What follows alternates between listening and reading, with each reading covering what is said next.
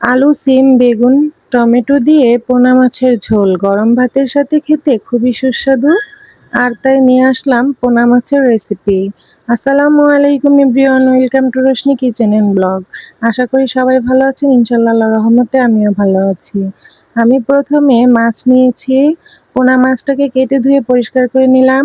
এরপর নিলাম 4 রকম সবজি: আলু, সিম, বেগুন, টমেটো। আর নিয়েছি পেঁয়াজ কুচি, কাঁচামরিচ ফালি করে। এবার মাছটাকে ভেজে নেব। এর জন্য দিয়ে দিলাম লবণ, হলুদের গুঁড়ো, মরিচের গুঁড়ো। এবার ভালোভাবে মাখিয়ে নিয়ে একটি প্যানে দিয়ে দিলাম তেল। তেলটাকে গরম করে নিয়ে এক এক করে মাছগুলো দিয়ে দিচ্ছি। মাছগুলো দেওয়া হয়ে গেলে মিডিয়াম আঁচে রেখে মাছগুলোকে ভেজে নেব। এপিঠ ওপিঠ ভেজে নেওয়ার পর একটি বাটিতে উঠিয়ে নিলাম। এরপর একই প্যানে দিয়ে দিচ্ছি আর কিছুটা তেল। এবার দিয়ে দিলাম পেঁয়াজ কুচি, কাঁচামরিচ ফালি করা। এরপর এগুলোকে ব্রাউন করে ভেজে নিয়ে দিয়ে দিলাম পানি। আর দিয়ে দিলাম 1 টেবিল চামচ আদা রসুন জিরা বাটা, স্বাদ মতো লবণ, হলুদের গুঁড়ো 1/2 টেবিল চামচ, মরিচের গুঁড়ো 1 টেবিল চামচ, ধনিয়া গুঁড়ো 1/2 টেবিল চামচ, জিরে গুঁড়ো 1/2 টেবিল চামচ। এবার এগুলোকে নেড়ে চেড়ে মশলাটাকে তেল ওঠা পর্যন্ত কষিয়ে নেব। আগে থেকে কেটে ধুয়ে রাখা সবজিগুলো দিয়ে দিচ্ছি।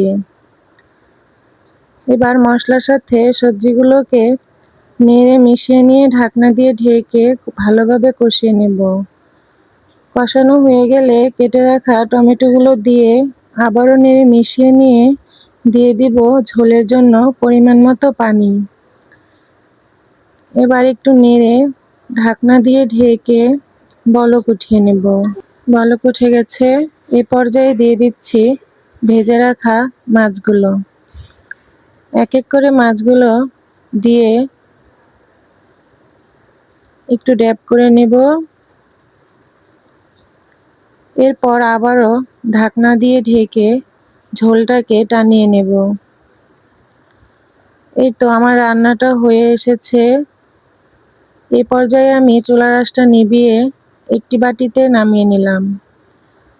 দেখতেই পারলেন কিভাবে পোনা মাছটা রান্না করলাম। এইভাবে যদি বাসায় একবার রান্না করেন পেট ভরে ভাত খেতে পারবেন ইনশাল্লাহ।